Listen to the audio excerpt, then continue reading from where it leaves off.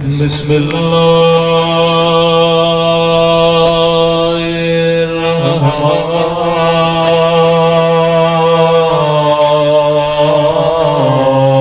الرحيم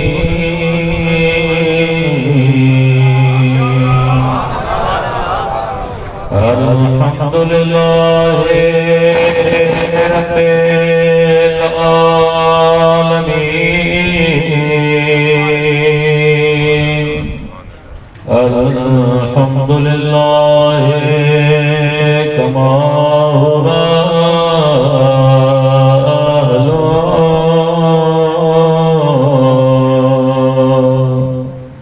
الصلاة والسلام على سيد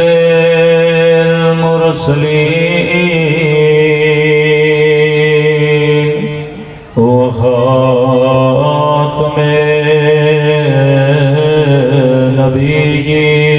النبيين أبي القاسم محمد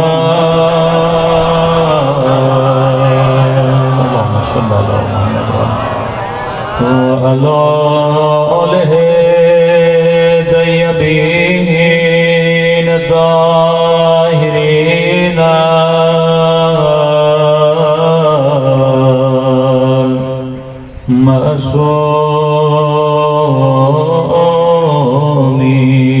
المعصومين سب مل کے آج پہلے محمد کی آمد کا دن ہے اور آخری محمد کی آمد کے ظہور کی دعا کریں اللہم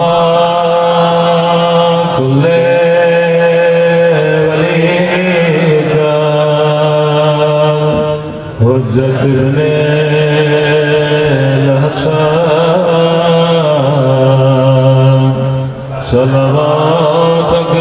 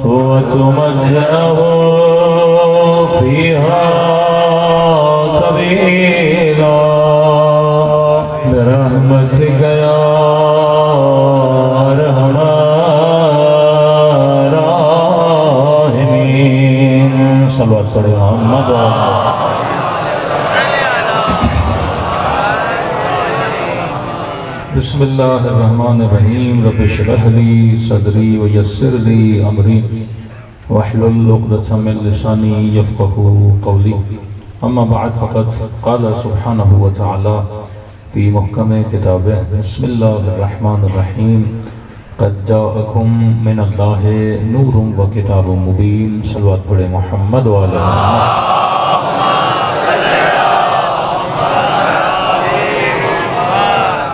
دعا ہے پروردگار عالم ہم سب کی عبادتوں کو اپنی بارگاہ عالی میں قبول فرمائے اور جس مقصد زندگی کو لے کر ان محافل میں شرکت کرتے ہیں خدا ان مقاصد میں بھی ہم سب کو کامیابیاں نصیب فرما دے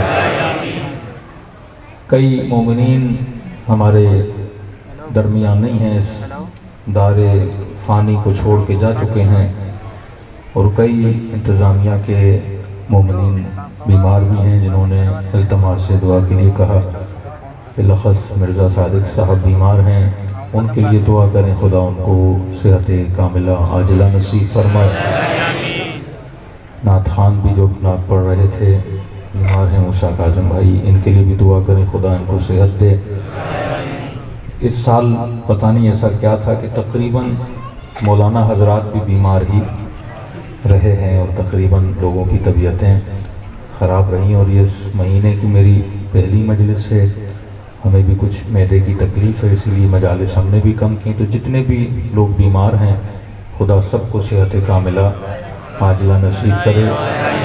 یہ دن، یہ جگہ، یہ مکان ایسا ہوتا ہے جہاں پہ دعائیں قبول ہوتی ہیں، اور جناب سیدہ کی سیرت یہ ہے، صلوات پڑھیں سیدہ کی شان پہ۔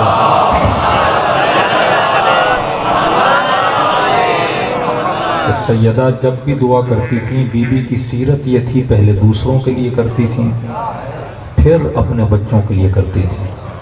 یہ سیرت، یہ وطیرہ، یہ طریقہ اہل بیت کا طریقہ ہے، اور دعا کی قبولیت کی بھی گھڑیاں ہوتی ہیں، اور اس سے بہتر گھڑی کوئی ہو نہیں سکتی، اس سے بہتر کوئی جگہ ہو نہیں سکتی کہ جب اللہ یہ کہے کہ اے میرے پیارے رسول کہہ دے امت کو کہ جب بھی دعا کریں تو دعا کے شروع میں، دعا کے آخر میں صلوات پڑھا کریں۔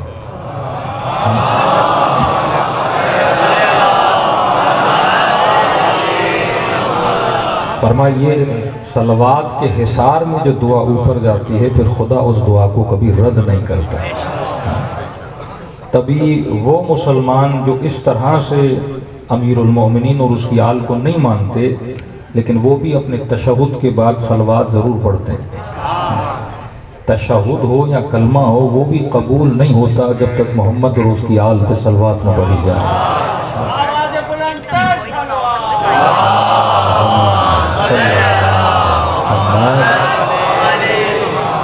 قبولیت کے لیے رسول کو اور اس کی آل کو لانا ضروری ہے، باقی اضافہ جس کا بھی کرنا ہے امت کرتی جائے، لیکن تشہد میں اس کا اضافہ نہیں کر سکتے۔ درود ابراہیمی بھی جب آپ پڑھیں گے تو اس پہ ابراہیم ہے اور آل ابراہیم ہے، اس میں یہ نہیں کہ ابراہیم کی بیوی بھی ہو، ابراہیم کے دوست بھی ہوں، ابراہیم کے پڑوسی بھی ہوں کا نہیں۔ اللہ کا ایک طریقہ ہے، ایک سنت ہے۔ ابراہیم پر بھی جب درود بھیجا تو کہا ابراہیم والا آل ابراہیم، اور جب اپنے پیارے نبی پر بھی درود بھیجا تو کہا محمد پر اور آل محمد پر۔ تو یہ صحیح سنت کا طریقہ ہے، باقی آدمی کی اپنی مرضی ہے، جسے چاہے ملاتا جائے، لیکن اللہ کی نماز میں وہ کسی کو ملا نہیں سکتا، اس میں یا محمد آتا ہے یا محمد کی آل آتی ہے۔ صلوات پڑھے محمد و آل محمد۔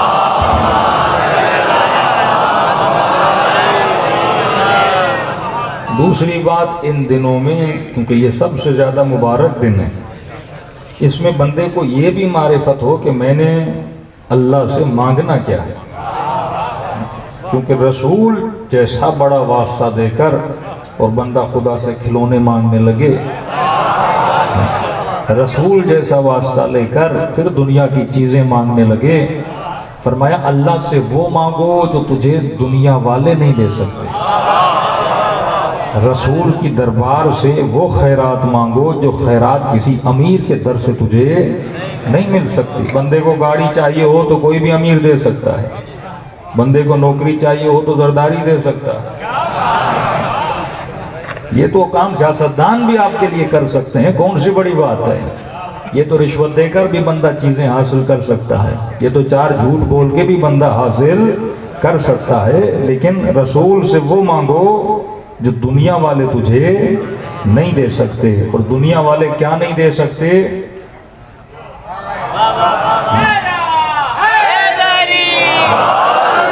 کبھی سوچنا چاہیے نا کہ ہم کیا مانگیں جو مجھے دنیا والے نہیں دے سکتے۔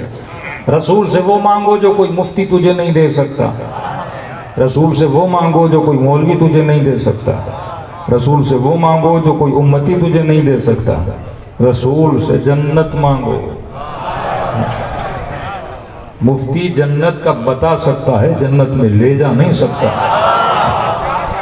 مولوی جنت کا راستہ دکھا سکتا ہے، جنت کے دروازے تک لے جا نہیں سکتا، بڑے سے بڑا آیت اللہ ہو، وہ تجھے بتائے گا جنت میں ایسے جایا جاتا ہے، پر جنت کے دروازے تک لے جا نہیں سکتا۔ اگر کوئی جنت کے دروازے تک لے جا سکتا ہے وہ یا محمد ہے یا محمد کے نواسے حسن و حسین۔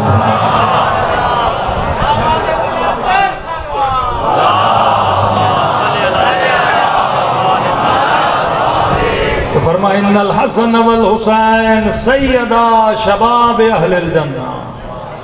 امیر مومنین کے لیے فرمایا کہ یا علی انت قسیم النار والجنہ، ایک جنت اور جہنم کا تقسیم کرنے والا۔ اور اپنے نواسوں کے لیے فرمایا یہ جنت کے جوانوں کے سردار ہیں۔ کسی مولوی صاحب نے کہا کہ ایک ٹرینڈ چل پڑا ہے پاکستان میں کہ جو حدیثیں نبی نے اپنی آل کے لیے کہیں وہی حدیثیں وہ کسی اور کی آل کے لیے بھی فٹ کرنا چاہتے ہیں۔ لیکن میں ہمیشہ کہتا ہوں، اکثر لوجک پہ بات کرتا ہوں کہ نقل میں بھی بندے کو عقل ہونی چاہیے۔ بندہ نقل بھی کرے تو کوئی پروپر نقل کرے کہ پکڑا نہ جائے۔ نقل میں بھی کیا ہو؟ عقل ہو۔ کہ یہ صرف حسن و حسین کے لیے تھوڑی کہا کہ میرے بچے حسن و حسین جنت کے جوانوں کے سردار ہیں۔ ہم نے کہا اور کس کے لیے کہا؟ کہ دیکھو دنیا میں جوان بھی ہیں، دنیا میں بوڑھے بھی ہیں۔ اب دیکھو نا، معرفت نہ ہو۔ اب یہ سوال ہے کہ بندہ مصطفیٰ سے کیا لے رہا ہے؟ کوئی نبی سے صرف جتی لے رہا ہے، وہ بھی اچھی بات ہے، مصطفیٰ کی جتی ہے، سروں پہ ہونی چاہیے۔ لیکن کوئی نبی کی دربار میں جا کے سلمان بن کے آ رہا ہے، کوئی نبی کی دربار میں جا کے مقداد بن کے آ رہا ہے، کوئی نبی کی دربار میں جا کے منا اہل البیت بن کے آ رہا ہے۔ اب یہ ہر بندے کی اوقات ہے، وسعت ہے، معرفت ہے کہ دروازے سے جا کے کیا لیتا ہے۔ اگر میں نے زندگی میں مصطفیٰ سے علم حاصل نہ کیا، معرفت حاصل نہ کی، تو وہی ہے کہ میں وہی مانگوں گا جتنا میرا ظرف ہے۔ جس کا ظرف بڑا اس کی مانگ بڑی، جس کی معرفت زیادہ اس کی جھولی بڑی، اس کی عطا بڑی۔ تو کہا کہ یہ صرف حسن و حسین کے لیے نہیں ہے کہ جنت کے جوانوں کے سردار ہیں۔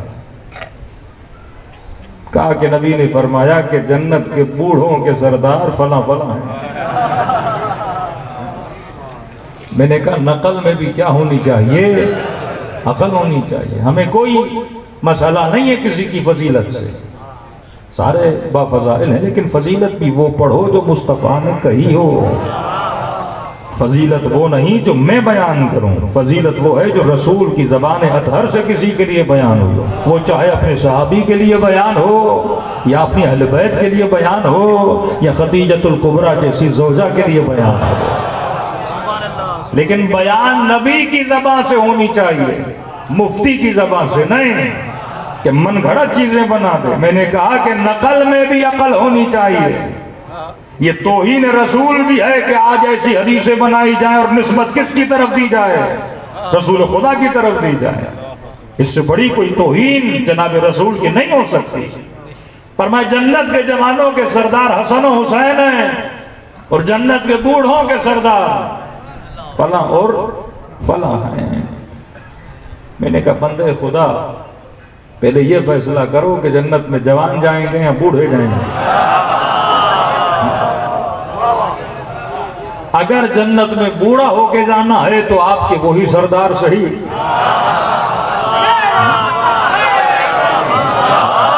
لیکن اگر جنت میں جوان ہو کے جانا، پہلے یہ فلسفہ سمجھو کہ یہ کیوں کہا کہ حسن و حسین جنت کے جوانوں کے سردار ہیں، اور جب میرے پیارے رسول نے یہ جملے کہے تھے اس وقت حسن و حسین جوان نہیں تھے، اس وقت بچے تھے۔ تو اگر یہ تفریق کرنی ہوتی بوڑھوں کے یہ سردار ہیں، بچوں کے یہ سردار ہیں، جوانوں کے یہ سردار ہیں، تو نبی کو یہ کہنا چاہیے تھا کہ جنت کے بچوں کے سردار کون ہیں؟ حسن و حسین ہیں۔ تو اس کا مطلب آپ نے بوڑھوں کا سردار تو ایک کو دو کو بنا دیا، جوانوں کے سردار بھی آپ نے سن لیے، یہ بچے جو بیچارے مر جاتے ہیں پھر ان کا سردار کون بنے گا؟ ان کا بھی تو کسی کو ڈھونڈو نا۔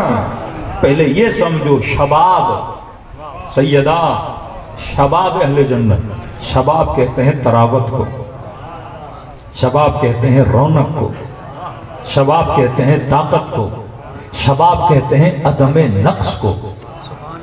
بھائی آپ جب جوان تھے گھٹنوں میں تکلیف نہیں، جب جوان تھے زبان میں لڑکھڑاپن نہیں، جب جوان تھے تو تیزی سے دوڑ بھی رہے ہیں، جب جوان تھے تو کبھی اس ہوٹل پہ کبھی اس ہوٹل پہ، بندہ نہ کھانے سے تھکے، نہ دوڑنے سے تھکے، نہ گپوں سے تھکے، یہ فل آف انرجی ہے۔ جوانی کا مطلب لذتوں کے دن، کہ بندہ ہر لذت حلال بھی حاصل کرنا چاہے، بدن میں اتنی طاقت ہے، لیکن جیسے بوڑھا ہوا مسجد تک جانے میں بھی تکلیف، مجلس تک آنے میں بھی بوڑھا ہو جائے، قدم کام نہ کریں، 4 لوگ لے کر آئیں، اللہ کے مصلی پر کھڑا ہو جائے تو کہے کھڑا نہیں ہوتا جاتا، کرسی رکھی جائے میں بیٹھ کے نماز پڑھوں گا۔ مطلب بڑھاپا نقص ہے،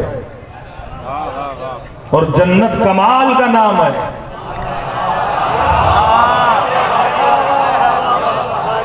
بڑھاپا کیا ہے؟ نقص۔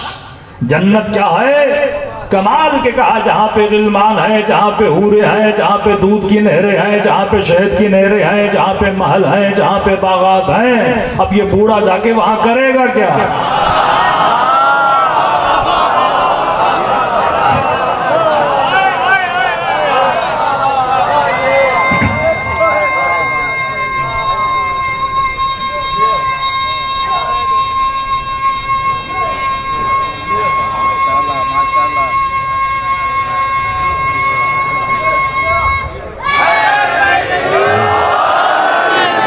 یہ ہے جوانی کا نعرہ۔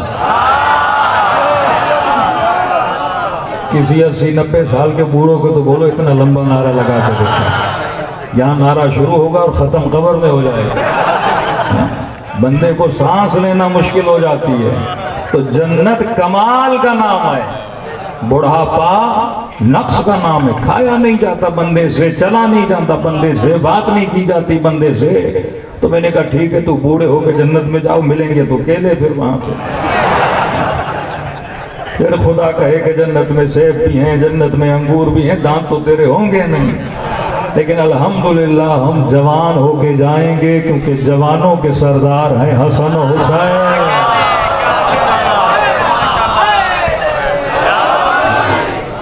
دوسری بات، جب نبی نے یہ حدیث کہی تھی تو شان یہ تھا کہ بعض بڈھی اور بڈھیوں کی چیخیں بلند ہو گئیں کہ کہا کہ جنت کے جوانوں کے سردار حسن و حسین، اور فرمایا جنت میں جوان جائیں گے۔ بوڑھوں نے کہا یا رسول اللہ ہم نے کیا بگاڑا، دیواروں کے سہارے دے دے کے یہاں تک آتے ہیں، آپ کے پیچھے نماز پڑھتے ہیں جنت کی لالچ میں، اتنی راتوں کو جاگتے ہیں، عبادت کرتے ہیں، یا رسول اللہ جنت کی لالچ میں، اور آپ نے بول دیا جنت میں بوڑھے نہیں جائیں گے جوان جائیں گے۔ بڈھیوں نے کہا یا رسول اللہ ہمارا کیا قصور، ہم نے کیا بگاڑا کہ ہم بھی جنت میں نہیں جائیں گے؟ تو رسول نے فرمایا دیکھ بھی رہے ہو کہ جو نبی یہ حدیث پڑھ رہا ہے وہ خود بڑھاپے میں ہے۔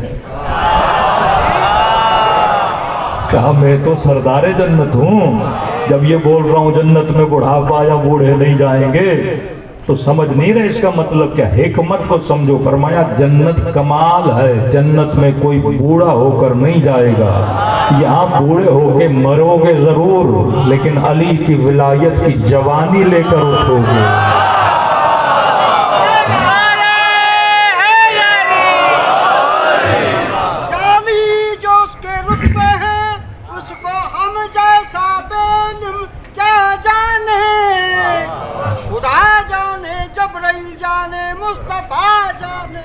بشر کو چاہیے کہ اس کو شفیع دوسرا جانے، امام و پیشوا سرور حاجت روا جانے، نعرہ حیدری خاندان زہرا تے بلند تر سلوات۔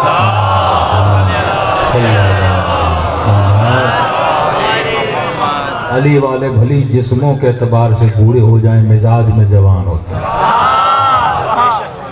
یہ مزاج کی تراوت یہ کہاں سے ملتی ہے؟ درے رسول سے ملتی ہے۔ دنیا محمد کو آل سے جدا نہیں کر سکتی، نہ دنیا آل کو رسول سے جدا کر سکتی ہے۔ تو آج یہ بھی توہین رسول ہے، توہین مصطفیٰ ہے کہ جھوٹی حدیثیں رسول پہ لگائی جائیں. اور بھی ہیں لیکن آج کی مجلس کا وہ موضوع نہیں ہے کہ ایسی فضیلتیں جو امیر المومنین کے لیے رسول نے بیان کی اور انہی فضیلتوں کو کاٹ کوٹ کے دوسروں کی طرف لے جایا جائے. بھئی فضیلت وہ پڑھو جو بندے میں موجود ہو، اپنی ہاتھ کی بنائی ہوئی فضیلت نہ پڑھی جائے. ایک مشہور ہے، جیسے شیعوں کے بچے کو یہ حدیث یاد ہے کہ انا مدینۃ العلم وعلی بابہا، میں شہر علم ہوں، علی دروازہ ہے. اب کسی نے کسی کو کنڈی بنا دیا، کسی نے کسی کو چھت بنا دیا، کسی نے کسی کو دروازہ بنا دیا.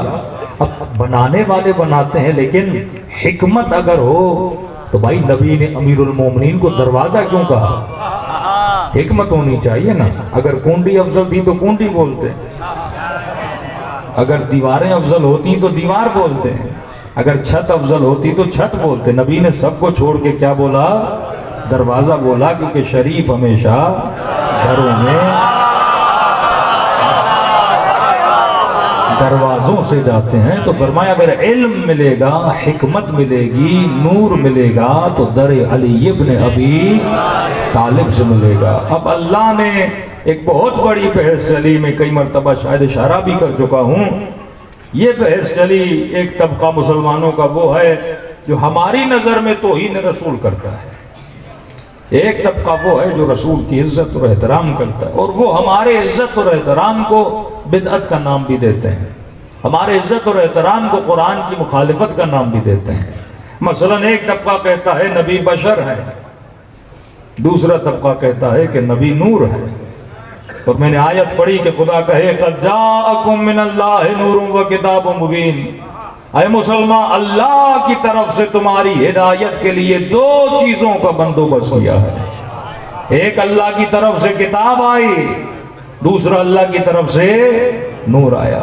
اور جب ہم نے کہا کہ اس نور سے مراد رسول کا نور ہے تو کہنے لگے نہیں، نور سے مراد یہی قرآن ہے.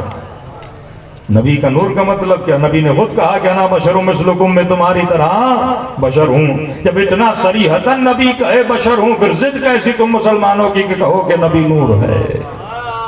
کیونکہ آج تک انہوں نے نور کو نہیں سمجھا. ہم کہتے ہیں کتاب اور نور کے بیچ میں واو کا لفظ آیا ہے، اور واو کا ترجمہ اور ہے کہ ہم نے تمہاری ہدایت کے لیے دو چیزوں کا بندوبست کیا ہے. ایک، ہم نے تمہاری ہدایت کے لیے کتاب بھیجی، دوسرا ہم نے تمہاری ہدایت کے لیے کیا بھیجا؟ نور بھیجا. کیونکہ اگر نور مصطفیٰ نہ ہو تو کتاب ہم تک کیسے پہنچے؟ اصلاً پوری قرآنی کتاب کی آیتوں کا دار و مدار لسان مصطفیٰ پر ہے. نبی نے کہا قل هو اللہ احد اللہ الصمد لم یلد ولم یولد ولم یکن لہ کفوا احد. نہ میں نے جبرائیل کو دیکھا، نہ میں نے جبرائیل کو بولتے ہوئے دیکھا، نہ میں نے جبرائیل کو اترتے ہوئے دیکھا، نہ میں نے اللہ کی آواز کو سنا. یعنی سارا دین صداقت لسان مصطفیٰ پہ کھڑا ہوا ہے. رسول نے کہا کہ یہ قل هو اللہ، یہ الفاظ میرے نہیں، کس کے ہیں؟ اللہ کے ہیں. تو ہم نے مصطفیٰ کے کہنے پہ قل هو اللہ احد کو مانا، ہم نے مصطفیٰ کے کہنے پہ والعصر کو مانا، ہم نے مصطفیٰ کے کہنے پہ الف لام میم کو مانا. یعنی یہ سارا دار و مدار کس پر ہے؟ رسول پر ہے. ورنہ اگر نبی کو بیچ سے ہٹا دیا جائے تو قرآن پہ لاکھ قسم کے ڈاؤٹس آ سکتے ہیں. جس طرح مشرق کے رہنے والے، جرمنی کے رہنے والے اعتراضات کرتے ہیں کہ یہ قرآن علیہ باللہ کیا ہے؟ تخلیق مصطفیٰ ہے، یہ اللہ کا کلام نہیں ہے. تو یہ تو ثابت جو اعجاز رسول کا سب سے بڑا معجزہ تھا وہ کیا تھا؟ قرآن تھا. اب اگر نبی اپنی زبان سے قرآن پڑھے اس کی بھی وہی ویلیو ہے، اور اگر اسی زبان سے کہے کہ من کنت مولا ہو فہذا علی مولا. حدیث اور قرآن میں فرق یہ ہے، حدیث کلام رسول ہے من جانب خدا، قرآن بھی کلام رسول ہے لیکن مختص من جانب پروردگار عالم ہے. حدیث قدسی بھی خدا کا کلام ہے لیکن یہ اللہ کی مرضی ہے کہ اسے حدیث بنانا ہے, یہ اللہ کی مرضی ہے کہ اسے قرآن کی آیتوں میں لانا ہے, یہ اللہ کی مرضی ہے کہ اسے میں نے حدیث میں یا حدیث قدسی میں شامل کرنا ہے, لیکن وہ بھی کلام کس کا ہے؟ پروردگار عالم کا ہے. اب کوئی مسلمان کہے کہ میں قرآن کی مثلا قل هو اللہ احد پہ تو عمل کروں گا, لیکن یہ جو نبی کا جملہ ہے مثلا انا مدینۃ العلم وعلی بابها, یا یہ جو جملہ ہے کہ من کنت مولا فهذا علی مولا, میں اس کو ماننے کے لیے تیار نہیں ہوں. تو جس طرح قرآن کے ایک حرف کو نہ ماننے سے بندہ بے ایمان بن جاتا ہے, اسی طرح نبی کی حدیث کے ایک حرف کو نہ ماننے سے بھی بندہ بے ایمان بن جاتا ہے.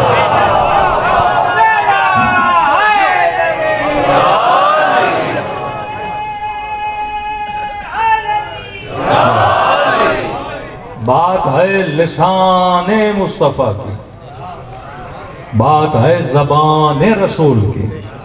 اب فرق یہ ہے کہ قرآن میں شک و شبہ نہیں ہے, معجزہ ہے, لیکن حدیث میں یہ ہوتا ہے کہ بندہ بولتا ہے من گھڑت ہے, کسی نے نبی کی طرف نسبت دے کے بنائی ہے. جس طرح بنو امیہ کے زمانے میں حدیثوں کی فیکٹریاں تھیں, آج کاغذ کی فیکٹریاں, مرغیوں کے فارم, اس وقت حدیثوں کے فارم ہوتے تھے. جس کے من میں جو آیا اپنی فضیلت میں حدیثیں پڑھ دی. ایک بندے نے کہا کہ میری پیاز بک نہیں رہی. اب ایک سائیکولوجیکلی مسئلہ آپ سمجھیے, ایک بندہ ہے ہندو, ایک بندہ ہے شیعہ, ایک بندہ ہے مثلا بریلوی. بریلوی کے دل میں جو محبت ہے وہ شیعہ کے دل میں نہیں, شیعہ کے دل میں جو محبت ہے وہ ہندو کے دل میں نہیں, ہندو کے دل میں جو محبت ہے وہ ایک مسیحی کے دل میں نہیں. اور یہ سارا دنیا کا کاروبار ہوتا ہے محبتوں کی وجہ سے. اب آپ قدمگاہ پہ آؤ گے, یہاں پہ مندر کی مورتی تو نہیں ملے گی. قدمگاہ امیر المومنین پہ کیا ملے گا؟ علم ملے گا. قدمگاہ امیر المومنین پہ مثلا مولا کی کوئی کتاب ملے گی. لیکن اگر آپ مثلا جگم آباد چلے جاؤ, شکارپور چلے جاؤ اور کسی مندر کے ساتھ کوئی دکان لگی ہو تو وہاں پہ تو علم نہیں ملے گا, وہاں پہ مورتی ملے گی. اور کسی باپا صاحب کی مسجد کے کنارے پہ چلے جاؤ تو وہاں پہ علم نہیں, وہاں پہ پھر جوتیاں ملیں گی. اب سوال ہے کہ دکاندار کو پتا ہے میں نے اس مسجد کے ساتھ کیا بیچنا ہے, امام بارگاہ کے ساتھ کیا بیچنا ہے, مندر کے ساتھ کیا بیچنا ہے. یہ اسے کس نے بتایا؟ محبت نے بتایا. اسے پتا ہے جو مندر میں آتے ہیں وہ مورتی سے محبت کرتے ہیں, جو علی کی قدمگاہ پہ آتے ہیں وہ علی کے قدموں سے محبت کرتے ہیں, اور جو مدنی منع ہیں وہ نبی کی جوتیوں سے محبت کرتے ہیں. تو یہ سارا کاروبار کس چیز کی وجہ سے ہوتا ہے؟ محبت کی وجہ سے ہوتا ہے. چیزیں بکتی ہوئی ہیں. تبھی خدا نے کہا کہ قیامت کے دن فیصلہ کرنے میں خدا دیر نہیں لگائے گا, تیرے دلوں کی محبت کو دیکھے گا. یوم ندعو کل اناس بامامہم, قیامت کے دن ہر بندے کو اس کے امام کے ساتھ بلایا جائے گا. اب اللہ دیکھے گا تیرے دل کا امام کون ہے. میرے چھٹے امام بیٹھے تھے,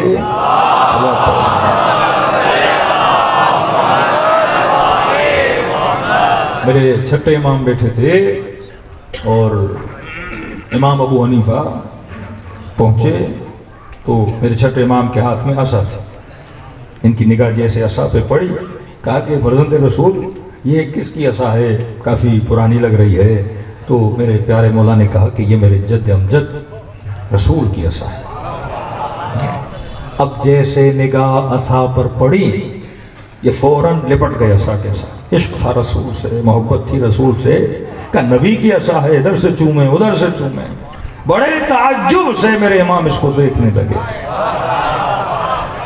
کہا اتنی محبت مصطفیٰ سے, کہ فرزند خود کہہ بھی رہا ہے فرزند رسول, عصا رسول کی ہے, کہ کہہ بھی رہے ہو فرزند رسول. جس کا خون, جس کا گوشت کس کے گوشت سے ہے؟ مصطفیٰ کے گوشت سے ہے، مصطفیٰ کے خون سے ہے۔ کہ مصطفیٰ کا گوشت تیرے سامنے کھڑا ہے تو لکڑی کا بوسہ دے رہا ہے۔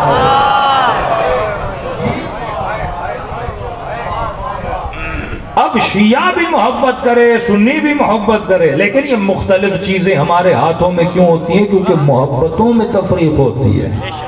جس کے دل میں جتنی محبت ہوگی، رسول کا کام کیا تھا دنیا میں آ کر؟ بندوں کے دلوں میں خدا کی محبت کو پیدا کرنا، اور وعدہ لیا کہ اللہ کے بعد اگر کسی سے محبت کرنی ہے تو کس سے کرنی ہے؟ میری آل سے محبت کرنی ہے۔ اب یہ سارے جھگڑے محبت کی وجہ سے، ورنہ آپ ایک معاملہ دیکھیں کہ مثلا ایک ہندو بھی پتھر کو چومتا ہے، مورتی پتھر کی ہے اسے چومتا ہے، مسلمان کہتا ہے کفر ہے، بدعت ہے۔ شیعہ نے سجدگاہ کو چوما، دیکھو ہندوؤں والے کام کر رہے ہیں، ہندو بھی پتھر کو چومے، یہ بھی پتھر کو چومے، کبھی لکڑی کو چومے، لیکن کام سب کے ایک ہی ہیں۔ کام سب کے، بڑے سے بڑا وہابی طواف خانے خدا کرنے کے بعد حجر اسود کو چومنے کے پیچھے ہوتا ہے۔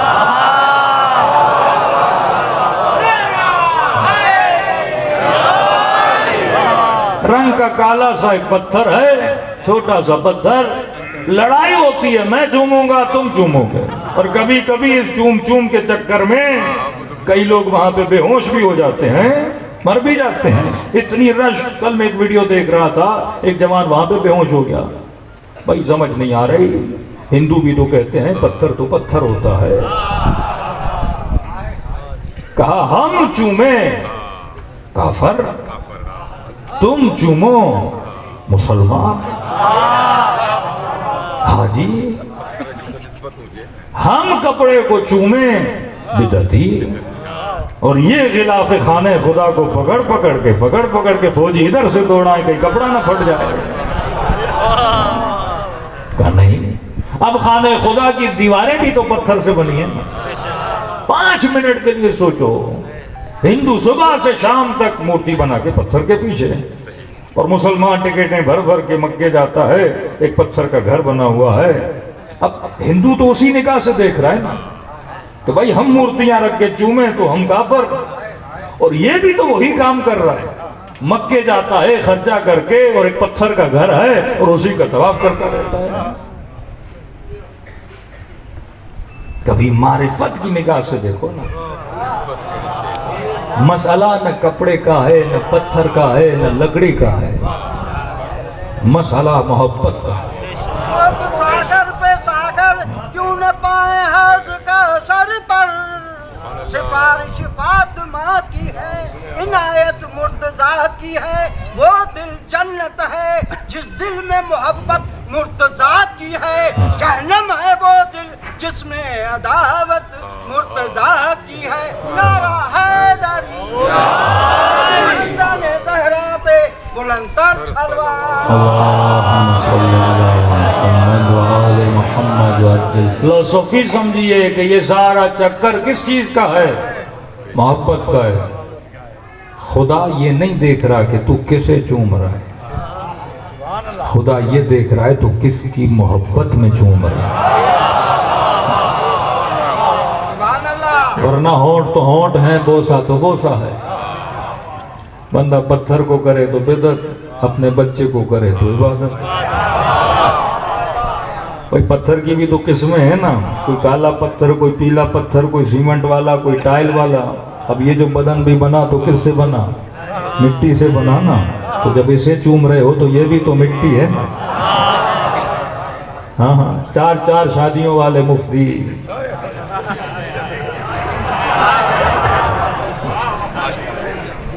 22 بچے رکھے ہیں، مجھے نہیں پتا یہ دن میں کتنے بوسے دیتے ہیں، لیکن شیعہ علم کو چوم لے تو اب ہم بھی علم کو دن میں کتنی بار چومتے ہوں گے، ہفتے میں کتنی بار قدم گاتے ہوں گے۔ اب یہ بوسے بھی کاؤنٹ کر لو تو مہینے میں کوئی 10 بوسے ہو جائیں گے علم پاک کو، اور تو کتنی مٹیوں کو چوم رہا ہے۔ وہ بدعت نہیں ہے۔ سوال یہ ہے کہ کس کی محبت میں بوسہ دے رہا ہے؟ محبت اگر حلال ہے تو چومنا عبادت ہے،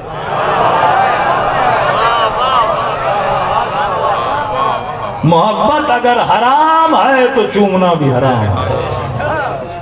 اب حلال محبت کیا ہوتی ہے؟ سارا مسئلہ یہی ہے۔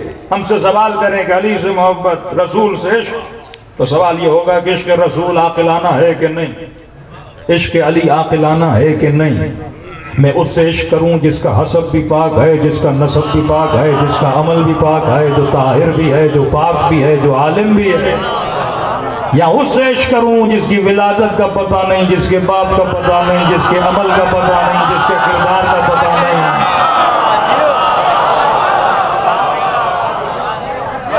میں اس سے عشق کروں جس نے زہرا کا ادب کیا، زہرا کے دروازے کی چوکھٹ پہ جھاڑو دیے، پوری زندگی نوکری کی، یا اس سے عشق کروں جس نے سیدہ کے در کو جلایا۔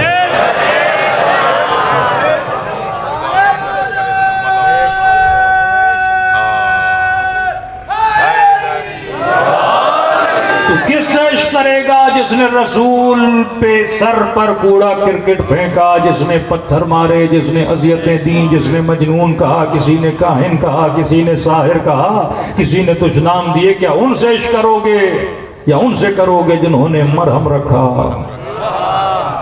جنہوں نے مصطفیٰ کو دلاسے دیے، جنہوں نے جانیں قربان کی؟ تو عشق حلال ہونا چاہیے، دوسرا محبت عاقلانہ ہونی چاہیے۔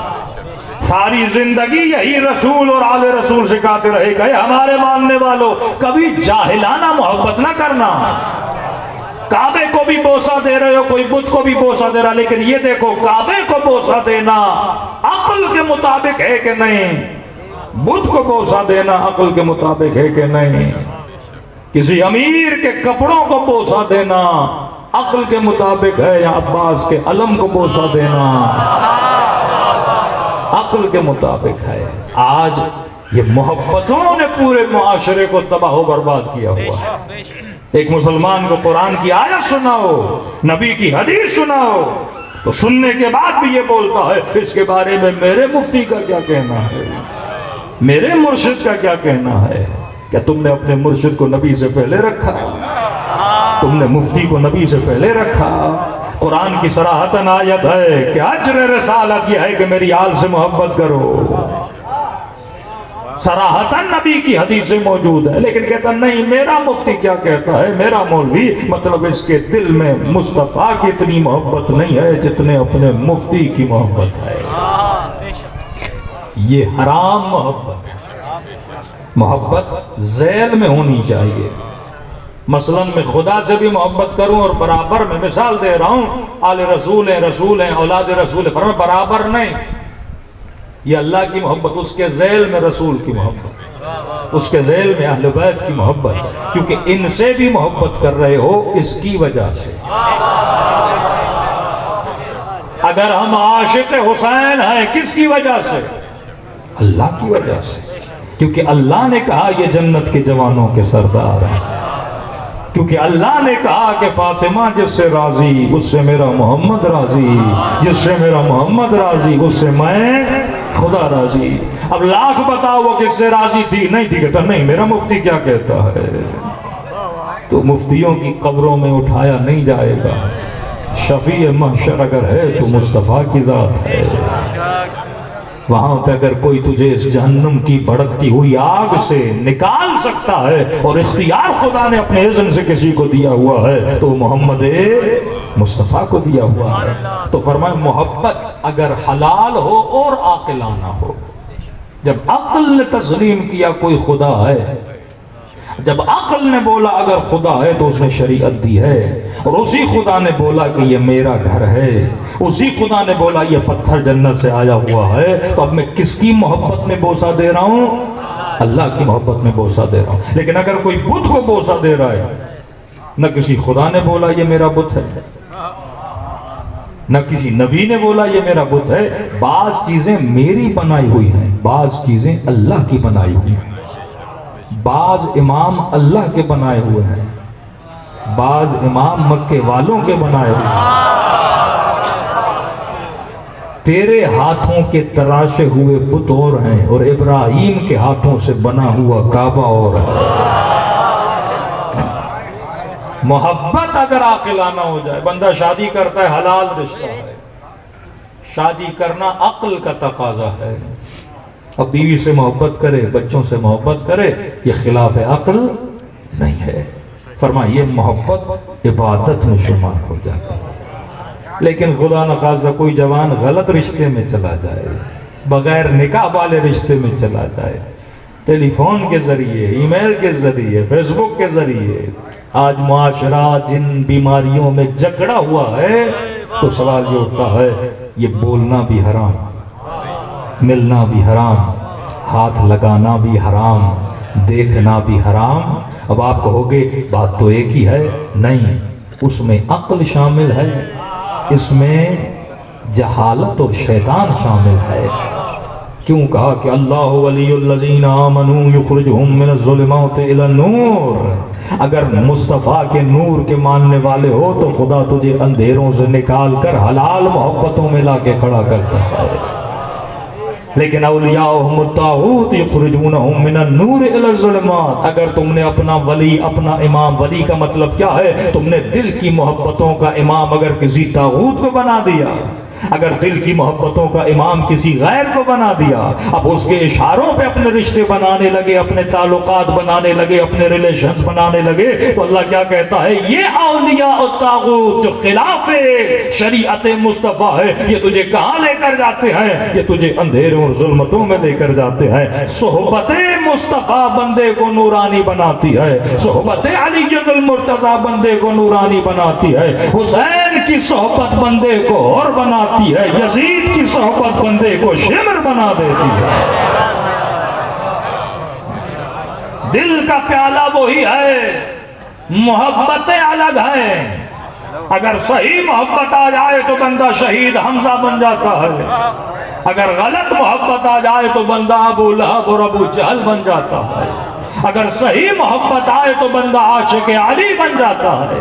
محبت عاقلانہ ہونی چاہیے۔ میں کئی مجلسوں میں کہتا ہوں تیرا تعلق، تیرا رشتہ، تیرا مرشد، تیرا آقا، تیرا مفتی، تیرا عالم جسے بھی تو مانتا ہے، عقل کے ذریعے سے مانا کرو، جہالتوں میں نہ پھنسا کرو۔ آج 80% مسلمانوں کا معاشرہ جاہلوں کے پیچھے لگا ہوا ہے۔ میرا مرشد ہے، میرا آقا ہے، میرا پیر ہے، میرا مولوی ہے، میرا مفتی ہے، لیکن اگر اس کے پیچھے جاؤ نہ عقل کی بات ہے، نہ اس میں کوئی شامت ہے، نہ اس میں کوئی نبی خدا کی سیرت پہ عمل نظر آتا ہے، تبھی معاشرے بکھار کا شکار ہو جاتے ہیں۔ لیکن جنہوں نے عقل کو فالو کیا وہ لاکھوں کے لشکر کو چھوڑ کر حسین کے خیمے میں آ کے بیٹھ جاتے ہیں۔ سلمان تابع عقل تھا، میثم تابع عقل تھا۔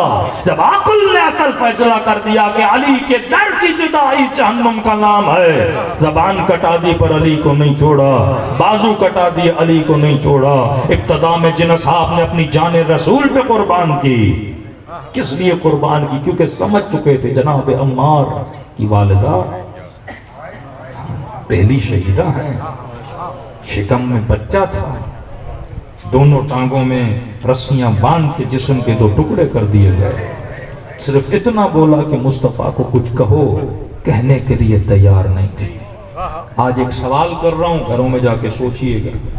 23 سال ہے میرے نبی کی تبلیغ، 23 سال اعلان نبوت کے بعد۔ وہ رسول جو مکے میں رہتے تھے، مکے والے لوگوں کا مزاج یہ تھا کہ جب اعلان کیا پتھر مارے، حیوانوں کی جو اوجری ہوتی ہے، گندگی جس میں ہوتی ہے، گلیوں سے گزرتے تھے وہ گندگی سر پہ پھینکتے کہ جناب سیدہ چھوٹی تھی، کہتی ہیں بابا جب گھر آتے تھے گندگیاں سر پہ، کہتی میں اپنے ننھے ننھے ہاتھوں سے بابا کے سر سے گندگیاں ہٹاتی تھی۔ گلیوں سے گزرتے تو مکے کی عورتیں سروں پہ کچرا پھینکتی، خون سے رنگین ہو جاتے، اتنے پتھر رسول کو مارے جاتے۔ کوئی کہتا یہ جادوگر ہے، کوئی کہتا یہ کاہن ہے، کوئی کہتا لیاذ باللہ یہ مجنون ہے، اپنی عقل کو کھو بیٹھا ہے۔ لیکن عجیب انقلاب آیا رسول میں۔ 23 سال کے بعد یہی جو پتھر مار رہے تھے، جو کچرا پھینک رہے تھے، جو توہین کر رہے تھے، اب یہ جانیں قربان کرنے کے لیے تیار ہے۔ جب نبی اپنا آخری خطبہ دے رہے ہیں تو مسلمانوں کی آنکھوں سے آنسو نہیں رک رہے تھے۔ پہلے پتھر مارتے تھے، لیکن اب وہ عالم آیا کہ جب رسول وضو کرتے تھے ہاتھوں کو نیچے رکھتے تھے کہ مصطفیٰ کے کیے ہوئے وضو کے پانی کا ایک قطرہ ہمیں مل جائے۔ پہلے پتھر مارتے تھے، مزاج اتنا بدل گیا کہ جب مکے کے مہاجرین مدینے جاتے ہیں، جو پتھر مارے، جو کاہن کہیں، جو مجنون کہیں، جو اتنی اذیتیں دیں، اب وجود میں اتنی تبدیلی آ گئی کہ انصار نے اپنے گھروں کو آدھا آدھا کر دیا کہ بعد آدھا مہاجرین کے لیے کون اپنی ملکیت کو تقسیم کرتا ہے؟ یہ کس کی محبت میں کر رہے ہیں؟ مصطفیٰ کی محبت میں۔ کہ ملتا ایک خاتون اونٹ کو لے کے جا رہی تھی، اونٹ پہ 3 جنازے پڑے ہوئے تھے۔ کسی نے پوچھا خاتون یہ کس کے جنازے ہیں؟ کہ چھوڑ دو کس کے جنازے، خوشی اس بات کی ہے کہ میرا نبی زندہ ہے، خوشی اس بات کی ہے میرا مصطفیٰ زندہ ہے۔ وہی محبت جو آپ کو کربلا میں نظر آتی ہے۔ زینب کو بچوں کی پرواہ نہیں، عباس کو بازوؤں کی پرواہ نہیں، حبیب کو اپنے وجود کی پرواہ نہیں، کا شکر یہ ہے میرا حسین زندہ ہے۔ کہہ رہی ہے پرواہ نہیں کس کے جنازے کا؟ خاتون پھر بھی تو بتا کہ یہ بھائی کا جنازہ ہے، یہ شوہر کا جنازہ ہے، یہ بیٹے کا جنازہ ہے۔ تینوں نے اپنی جان کو رسول پہ کیا کیا ہے؟ قربان کیا ہے۔ اتنی تبدیلی مزاج میں آ گئی کہ دوڑے دوڑے منتظار کریں کہ رسول گھر سے کب نکلتے ہیں، مسجد میں کب آتے ہیں، ہم ہاتھوں کا بوسہ دیں۔ پوری رات کا جاگنا، سفر میں نبی کے ساتھ جانا، شیب ابی طالب میں اتنی زحمتیں رسول کے ساتھ اٹھانا۔ بھائی 23 سال میں نبی نے ایک معاشرے کو کیا کیا؟ پاکستان آزاد ہوا 1947 میں مثلا، آج ہے 2023، 70 سال سے زیادہ وقت بیت گیا۔ تو سوال کریں گے نا معاشرہ کیا تھا، کیا بنا؟ اگر نہ اہلوں کے ہاتھ میں معاشرہ آئے تو قوموں کا یہ حال ہوتا ہے۔ اگر مصطفیٰ جیسے نبی کے ہاتھ میں معاشرہ آئے تو 23 سال کے بعد یہ قربانی کا عالم ہوتا ہے۔ اب 5 منٹ کے لیے سوچو، نبی کے بعد اس معاشرے کو میں نے کس کے ہاتھوں میں دینا ہے؟ 27 سال میں اتنی تبدیلی کہ ایثار، قربانی، نبی پہ ہر شے قربان کرنے کے لیے وہ لوگ تیار ہیں۔ نبی نے انقلاب ان کے وجود میں پیدا کر دیا، اپنے کردار کے ذریعے، اپنی اخلاق کے ذریعے، اپنی مینجمنٹ کے ذریعے، قرآن کی آیتوں کے ذریعے، اپنے علم کے ذریعے سے، اپنی رفتار کے ذریعے سے۔ اتنی مضبوطی نبی کے وجود میں کہ کہیں کہ ایک ہاتھ میں چاند رکھو، دوسرے ہاتھ میں سورج رکھو، مصطفیٰ اپنے خدا کو چھوڑنے کے لیے تیار نہیں ہے۔ مکے کے سردار کہیں کہ مصطفیٰ جس بھی گھر پہ ہاتھ رکھو، کسی سردار کے گھر پہ بھی ہاتھ رکھو گے، اس گھر کی بیٹی کی شادی کرائیں گے۔ جتنی زر اور دولت کہو کہ کچھ دینے کے لیے، کچھ لینے کے لیے تیار نہیں ہوں، میں وہی کہوں گا، وہی کروں گا جو میرے خدا نے مجھے کہا ہے۔ یہ وہ انقلاب تھا جو نبی نے اپنے معاشرے میں لایا۔ لیکن ایک سوال چھوڑے جا رہا ہوں، بڑی بڑی شخصیتیں آئیں اور گئیں، نبی کے بعد امت نے معاشرہ کس کے ہاتھ میں دیا؟ کہ 50-60 سال کے عرصے میں وہی امت اپنے نبی کے نواسوں کی قاتل بن گئی۔ سدھار آنا چاہیے نا معاشرے میں۔ یہ وہ لوجک اور منطق ہے کہ ہم کہتے ہیں معاشرہ اس کے ہاتھ میں دو جو معاشرے میں انقلاب پیدا کرنے کی صلاحیت رکھے۔ حسین ابن علی کے ہاتھ میں کربلا تھی، میرے حسین نے حبیب بنایا، میرے حسین نے عباس بنایا۔ مولا علی کی حکومت اگر علی کے گھر تک اگر محدود تھی تو علی نے اپنی تربیت کے اندر حسین بنایا، حسن بنایا، عباس بنایا، اور امام حسین نے اپنی تربیت کے اندر علی اکبر بنایا، قاسم بنایا۔ یہ تربیت امام حسین ہے۔ اسی طرح امام زین العابدین نے اپنی تربیت کے اندر کیا بنایا؟ امام محمد الباقر بنایا۔ امام محمد باقر نے اپنی تربیت، امام کا اختیار تو ولایت تکوینی بڑی ہے، لیکن فزیکل اگر دیکھا جائے کہ امام کو کہاں تک اختیار دیا جا رہا ہے تاکہ امام کیا کرے، لوگوں کی تربیت کرے۔ علی نے سلمان بنایا، مقداد بنایا، میثم بنایا، حبیب بنایا، سوال یہ اسی طرح امام حسین نے اپنے اصحاب بنائے، رسول نے بڑی بڑی شخصیتیں بنائے، لیکن جن کو تم مانتے ہو انہوں نے کیا کیا بنایا؟ علی نے معاشرے کو حسن اور حسین دیا، حسین نے معاشرے کو عباس دیا، تیرے پیر نے معاشرے کو یزید دیا۔ گھر کی تربیت بتاتی ہے تو معاشرے کو کیا دے رہا ہے، تیرا مزاج بتاتا ہے تو معاشرے کو کیا دے رہا ہے۔ رسول نے 23 سال میں جہالت بھرے معاشرے کو، مشرک معاشرے کو موحد بنایا، نجاستوں میں پلنے والوں کو طہارت سکھا دی، بتوں کے سامنے جھکنے والوں کو اللہ کی دربار کا ساجد بنا دیا۔ یہ نبی کی تربیت کا اثر تھا۔ چھوڑیں دوسروں کو، اب سوال یہ ہے کہ ہم جو یہاں پہ نبی کا میلاد منانے آئے ہیں، ہم کیا کریں کہ میرے معاشرے میں تبدیلی آئے۔ وہ معاشرہ جو خود کو کہتا ہے ہم ولائی ہیں، وہ معاشرہ جو یہ کہے کہ ہم رسول سے ایسے محبت کرتے ہیں جیسے محبت کرنے کا حق ہے، اور رسول کے بعد آل رسول سے ایسے محبت کرتے ہیں جیسے رسول نے کہا ہے، اب یہ محبت میرے وجود میں اتنے اثر کو پیدا کرے کہ میں بھی اپنے گھر کی تربیت یہ کروں۔ پھر امیر المومنین کہیں کونوا لنا زینا ولا تکونوا لنا شینا، معاشرے میں علی کے لیے زینت بن کے چلنا، کہ ہر معاشرہ جب تیرے معاشرے کو دیکھے تو یہ کہے یہ معاشرہ نبی کی سیرت اور علی کی ولایت پہ چلنے والا معاشرہ۔ اگر قاسم آباد میں 100 گھر شیعوں کے ہیں اور 500 گھر اہل سنت کے ہیں تو کوئی فرق تو ہونا چاہیے نا ان 100 گھروں میں اور ان 500 گھروں میں۔ دور سے دیکھ کے پتہ لگے کہ یہ کس کا گھر ہے، کہ علی اور رسول کے ماننے والے کا گھر ہے۔ 3 چیزیں بتاؤں اور زحمت کو تمام کروں۔ رسول کی زندگی کے 3 پہلو ہیں، میری طرف سے ہدیہ لے کر جائیے گا گھروں کی طرف۔ 3 پہلو ہیں، وہ رسول نہیں آل رسول ہیں۔ ان 3 پہلوؤں کے علاوہ 3D جس طرح بولتے ہیں نا، ایک چیز پڑھی اس کے 3 اینگل ہیں۔ اب سوال یہ ہے کہ کس مسلمان نے کون سا اینگل لیا، کس مسلمان نے کون سا اینگل نہیں لیا۔ ایک مرتبہ آدمی آتا ہے قدم کا امیر المومنین پہ، صرف قدم کو دیکھتا ہے، بوسہ لے کے چلا جاتا ہے۔ ایک نہیں آتا ہے، کہتا ہے علی مجھے اس قابل بنا کہ میں تیرے قدموں کو دیکھ کر انہی نشانوں پہ چلنا سیکھوں۔ کچھ ہیں مسلمان جو جاتے ہیں خانہ خدا کا طواف کر کے شیطان کو کنکریاں مار کے واپس آ جاتے ہیں، شیطان بھی دیکھ کے مسکراتا ہے، یہ خود شیطان ہے مجھے کیوں مار رہا ہے؟ بھائی کوئی فلسفہ ہے کنکری مارنے کا نا، پتہ ہی نہیں کیے جا رہا ہے۔ 40 پہ تھا میں سال، کئی ایسے ظاہروں کو میں نے دیکھا۔ چلو اللہ کا کرم ہے، شفقت ہے، رحمت ہے کہ خدا تجھے بلاتا ہے۔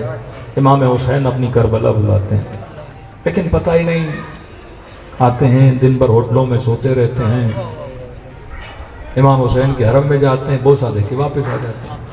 اب ان کے ذہن میں یہ ہے کہ زری کو بوسہ دیا تو بس زیارت ہو گئی، یہ بھی نہیں پتا 2 رکعت نماز زیارت ہے، اذن دخول ہے، وہ زیارت پڑھنی جو چھٹے امام نے پڑھی، جو جناب انصاری نے پڑھی۔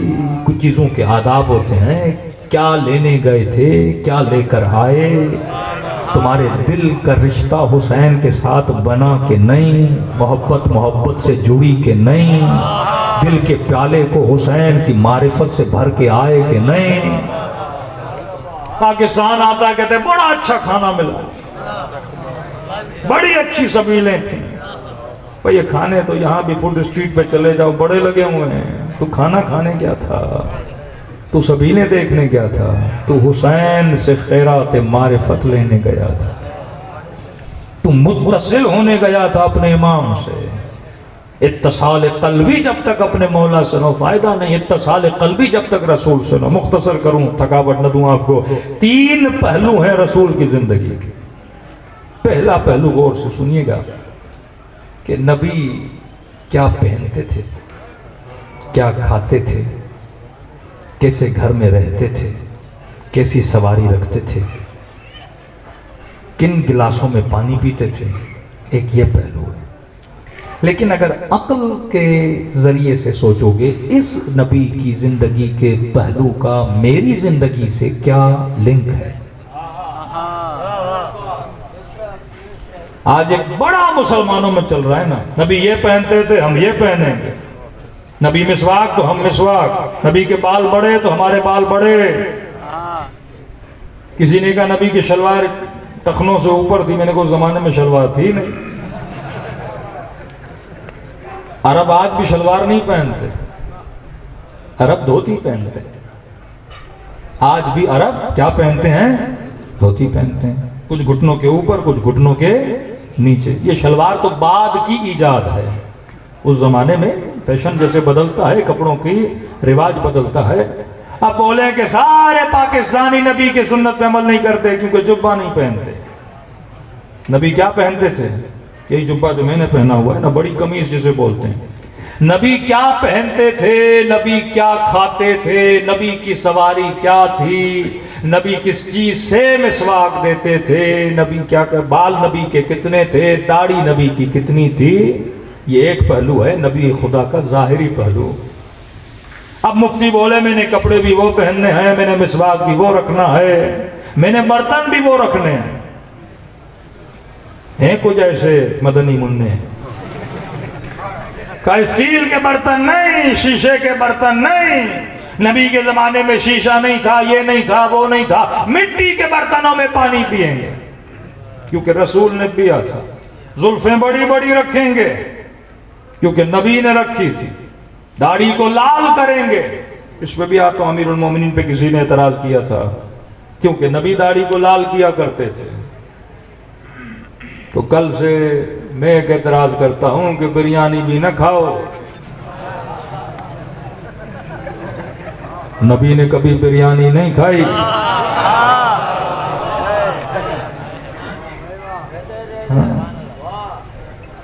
حلیم کی دیگیں نہ بناؤ، میلاد رسول کے جلوسوں میں سوپاریاں نہ بانٹو، چپس نہ بانٹو۔